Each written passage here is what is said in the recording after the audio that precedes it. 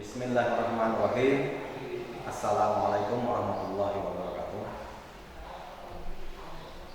Alhamdulillahilladzi hadana ila hada wa ma kunna linahtadiya illa Allah. Asyhadu an la ilaha illallah wa la syarika lahu wa asyhadu anna Muhammadan abduhu wa rasuluhu la nabiyya ba'da. Anak-anakku sekalian, dimanapun Anda berada, adik-adik peserta MPLS yang Bapak hormati dan Bapak banggakan. Di sini Bapak akan menyampaikan materi tentang cara belajar yang efektif. Yang seperti apa cara belajar yang efektif ini dikembalikan lagi ke pribadi siswa masing-masing. Terkadang salah seorang siswa dia belajar secara online, dia sudah nyaman, itu juga sudah dikatakan efektif. Ada juga siswa yang terpaku di perpustakaan karena dia sudah merasa nyaman, kemudian mudah untuk menghafal, mudah dipahami, itu juga sudah dikatakan yang efektif. Yang dikatakan efektif belajar itu seperti apa? Belajar itu proses aktivitas yang mengarah pada perubahan yang positif pada pengetahuan, keterampilan, dan sikap. Jadi yang dikatakan belajar di sini ada perubahan tingkah laku, mulai dari pengetahuan, keterampilan, dan sikap. Perubahan di sini perubahan ke arah tingkah laku yang positif. Jadi bukan ke arah tingkah laku yang negatif. Jadi itu harapan daripada pihak sekolah juga semua guru-guru. Sekali lagi, yang dinamakan belajar adalah proses aktivitas yang mengarah pada perubahan yang positif dan pengetahuan, keterampilan, dan sikap. Tujuan dari materi pembelajaran ini ada 4. Yang pertama, siswa mengetahui bahwa belajar adalah tanggung jawab setiap siswa. Jadi jangan sampai belajar itu menjadi tanggungan sekolah, pemerintah, ataupun seluruh dewan guru. Karena sebetulnya yang namanya belajar itu tugas atau kewajiban dari semua pihak, sivitas akademika, mulai dari siswa, kemudian guru, kemudian pihak pemerintah, juga staf tata usaha juga berpengaruh atau terlibat dalam kegiatan proses belajar. Kemudian tujuan dari materi ini yang kedua siswa terhindar dari kegagalan dalam belajar. Jangan sampai kita salah paham dalam belajar. Kemudian siswa dapat mengatasi masalah yang muncul dalam belajar.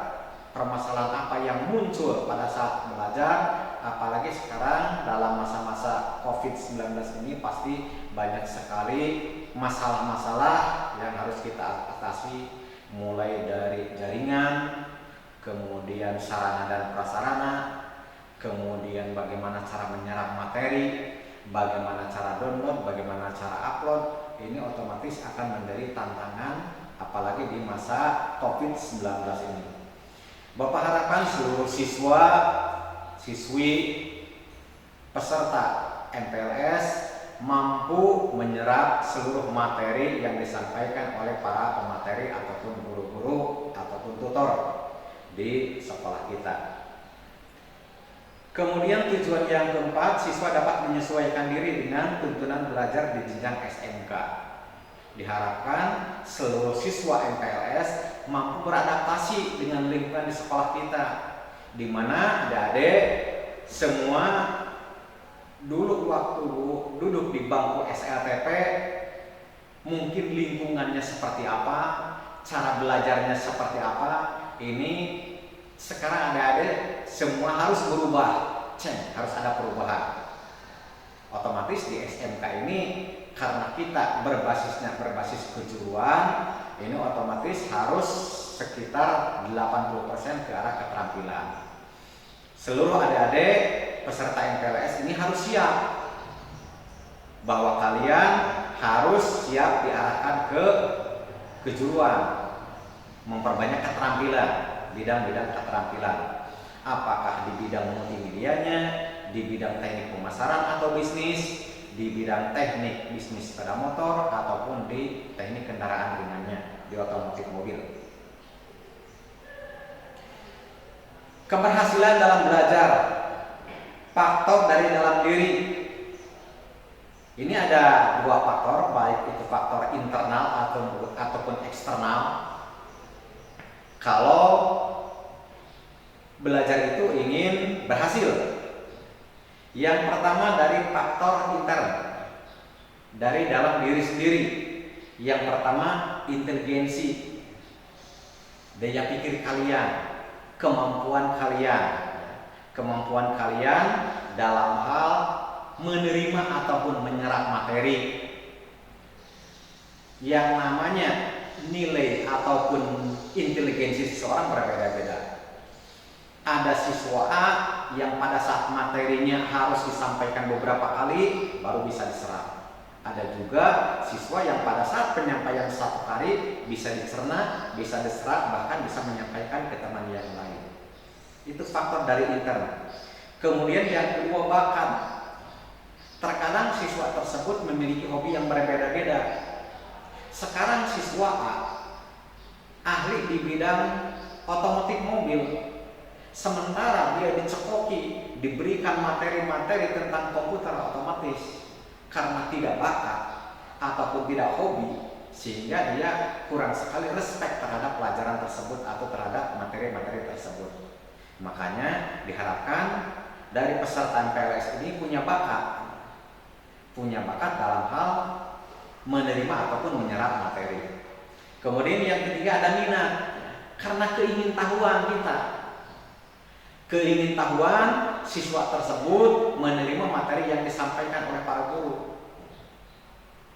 Sementara si A, siswa A, tidak senang, tidak minat terhadap bahasa Inggris ataupun matematik. Karena terus dicekoki dengan materi-materi tersebut, tetap saja tidak akan diterima oleh daya pikir siswa tersebut. Karena apa ya? Daya minatnya karena kurang. Makanya diharapkan siswa tersebut atau adik-adik peserta MPLS ini minat atau memiliki minat terhadap materi-materi ataupun keterampilan yang ada di sekolah kita, khususnya SMK. Kemudian sikap belajar, kita tanggap tidak terhadap materi yang akan disampaikan oleh guru A atau guru B. Maksudnya sikap belajar di sini kita bersifat respect, ada tanggapan, ada follower kita terhadap materi yang disampaikan. Kemudian yang kelima, kepribadian. Yang namanya belajar ini harus ada perubahan kepribadian, sekali lagi ke arah kebaikan. Kemudian yang keenam, kesehatan fisik. Tidak mungkin kita sedang sakit akan menerima materi dengan cara konsen, otomatis tidak akan konsen. Jadi secara fisik juga kita harus sehat. Berikutnya hambatan. Ada juga hambatan dari dalam, dari pihak kita.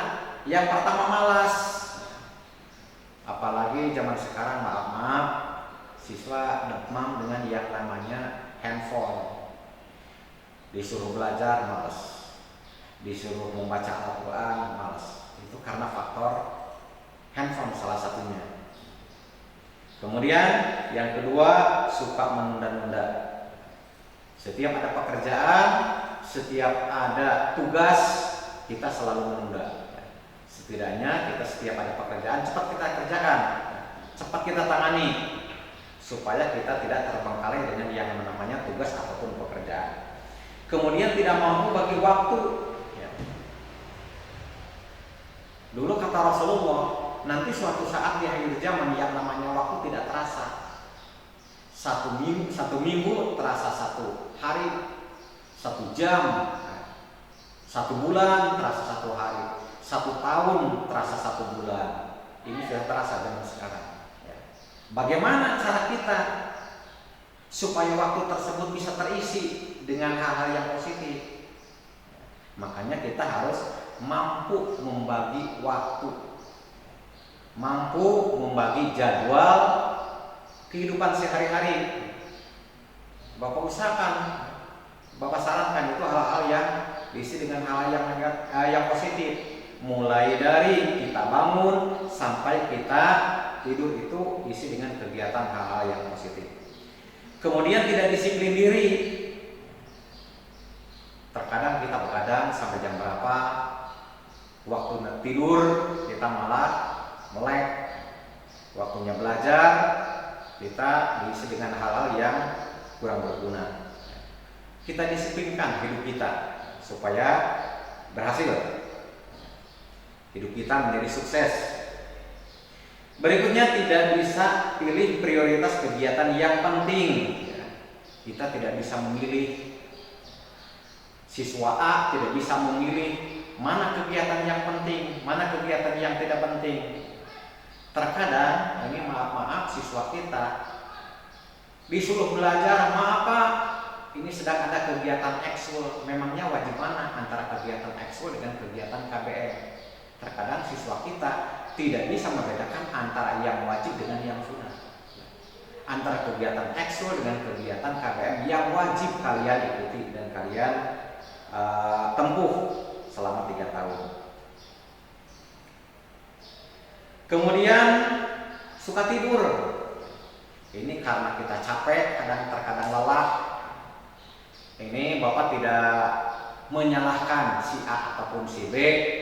Memang terkadang karena waktu jadwal KBM kita padat, dari pagi sampai jam 3 sore, si anak tersebut tidak ada waktu untuk belajar, waktu untuk istirahat, sehingga waktu istirahat digunakan untuk bermain, sehingga main sampai malam, dan siangnya ya karena kelelahan akhirnya tidur.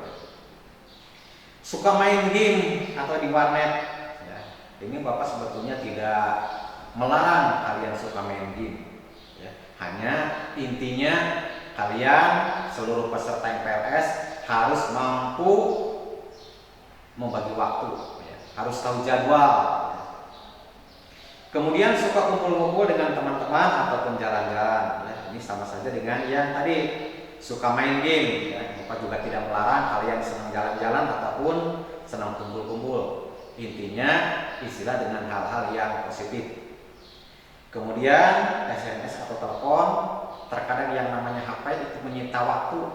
Ya, makanya harus tahu waktu pada saat kita pegang handphone. Ya, itu kadang-kadang kita terkadang suka lupa jadwal waktu sholat, jadwal waktu belajar. Tahu-taunya udah jam sekian. Persepsi yang keliru, ini banyak sekali hal-hal yang kalau di pikiran kita memang terbatas, tidak terpikir, sehingga kita langsung memvonis atau mengambil keputusan bahwa itu adalah hal-hal yang negatif.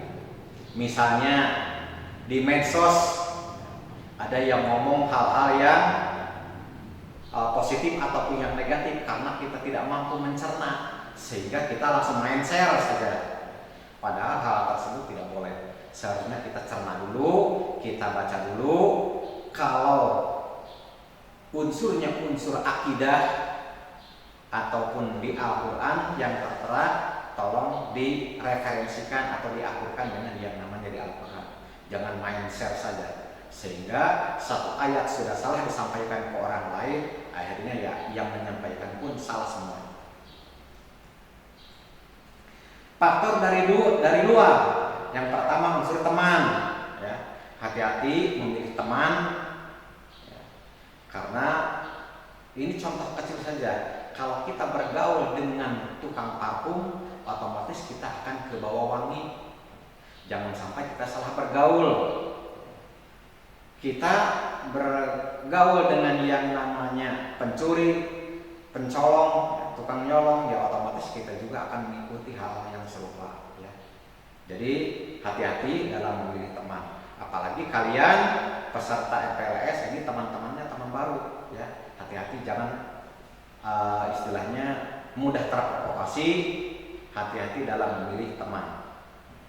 Kemudian faktor keluarga juga mempengaruhi. Ini jangan sampai terjadi si A jarang masuk sekolah karena apa? Siswa tersebut ya karena siswanya kayak di Israel kayak di Bosnia, orang tuanya sedang terjadi dordar, sehingga yang namanya mental anak tersebut down. Jangankan untuk belajar, kalau jiwanya sudah down, ya, pikirannya saja sudah tidak fokus. Makanya unsur keluarga tersebut sangat penting, ya. Diharapkan kedua orang tuanya harmonis, sehingga siswa pun tentram belajar. Kemudian dari sekolah, hati-hati adik-adik semua dalam memilih sekolah. Banyak sekarang sekolah-sekolah yang menawarkan embel-embel ataupun gratis, ataupun bisa langsung bekerja, sementara belum terakreditasi. Adik-adik ini sudah pas memilih di sekolah kita, di SMK PGRI Cianjur, karena sekolah kita sudah terakreditasi, semuanya terakreditasi A, dan berdasarkan SK Direktorat nomor 106 kita sudah termasuk SMK rujukan. Apa itu SMK rujukan? SMK percontohan. Itu kurang lebih 1.600 se-Indonesia dari jumlah 27.000 SMK. Kita masuk ke 1.600, urutannya ke 720 SMK. Makanya adik-adik semua harus bangga sekolah di sini, khususnya di SMK PGRI Cianjur. Kemudian dari unsur masyarakat, ini juga trik.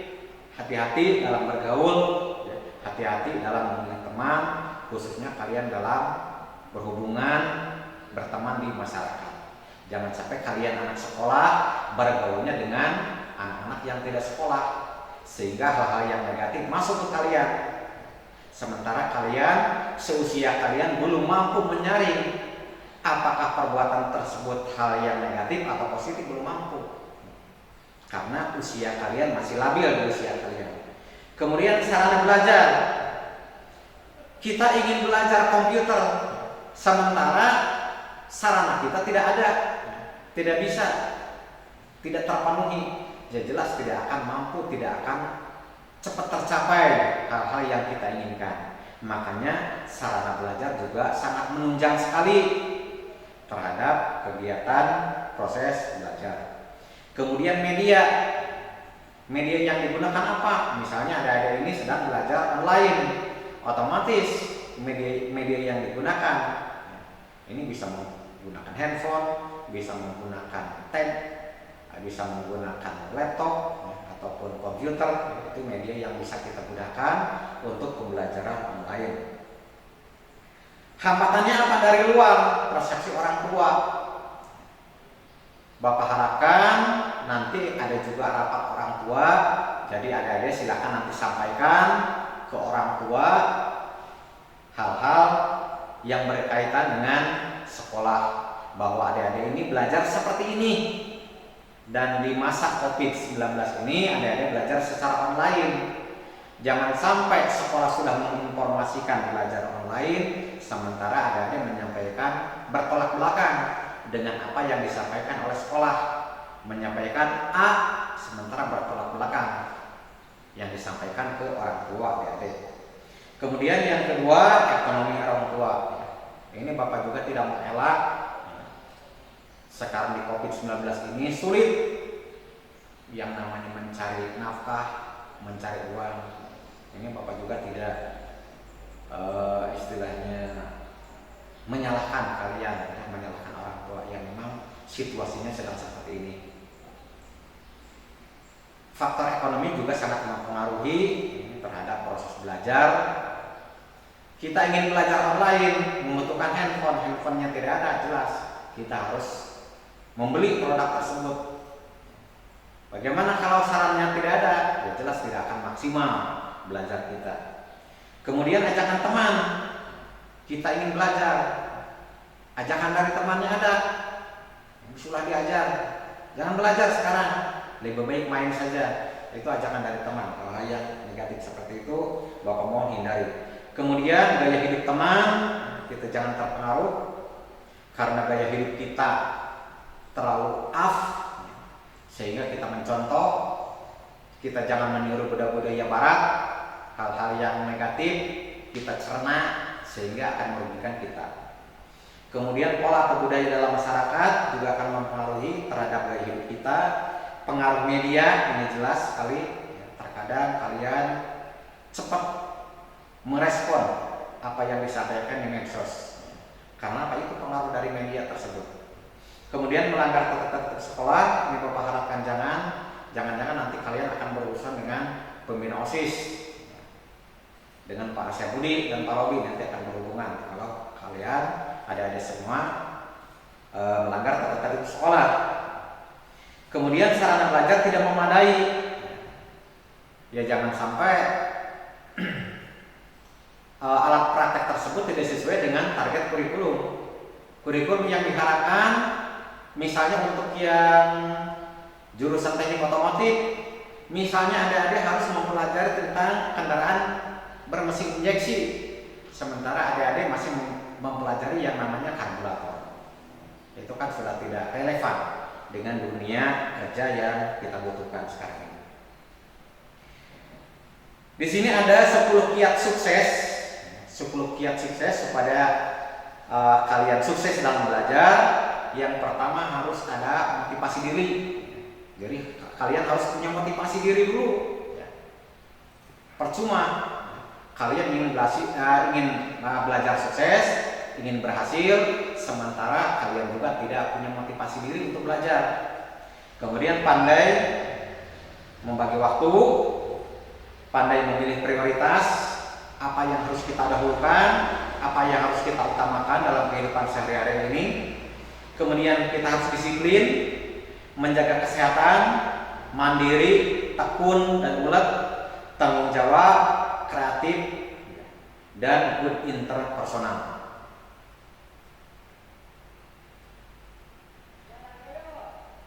Tips belajar di rumah. Yang pertama, mempunyai waktu belajar rutin setiap hari. Ya adik-adik ini karena sedang COVID-19 ini banyak sekali belajar di rumah. Bapak harapkan kalian gunakan waktu semaksimal mungkin, jangan terlalu banyak main. Kalian mempunyai waktu belajar banyak itu tiap hari, manfaatkan sekali lagi. Kemudian pilih waktu belajar di mana pikiran dan fisik siap menerima pelajaran. Seluruh dewan guru nanti pada saat proses KBM akan menyampaikan materi secara online. Bapak harapkan kalian mampu menerima materi tersebut, kemudian barangkali ada tugas, cepat kerjakan dan cepat share kembali. Jangan sampai menunda-nunda pekerjaan. Kemudian awali dengan doa. Ya. Keberhasilan seseorang, suksesnya seseorang itu harus dibarengi dengan doa. Makanya kalian belajar ingin berhasil, kalian ingin belajar sukses, jelas harus dibarengi dengan doa. Kondisikan atau cari tempat belajar yang mendorong berkonsentrasi. Kita cari tempat-tempat yang sekiranya nyaman. Silahkan, mau di perpustakaan silahkan. Kalau belajar di rumah cari sekiranya kalian nyaman. Jangan sampai kita belajar di tempat yang gaduh sehingga kita sulit untuk berkonsentrasi. Kemudian beri waktu istirahat minimal 15 menit setelah belajar 2 jam. Tetap kita membutuhkan belajar yang namanya istirahat. Jadi silakan pergunakan waktu semaksimal mungkin. Kemudian buatlah tanda-tanda terhadap hal-hal yang penting. Ya, silakan kalian bisa tandai hal yang penting, boleh di garis bawah, boleh menggunakan tanda atau simbol yang bisa digunakan untuk menandai materi-materi yang penting. Kemudian lakukan pengulangan atau latihan setelah selesai.